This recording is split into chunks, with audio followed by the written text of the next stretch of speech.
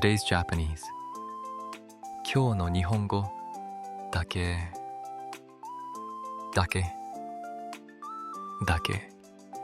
means only. Example.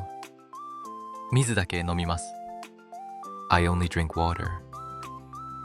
Welcome to 1 Point Japanese. Today's Japanese lesson, grammar. Today's grammar is from JLPT N5. Today's grammar is dake. Let's practice with questions and answers. Question. 何を飲みますか? What do you drink? Answer. 水だけ飲みます. I only drink water. Question.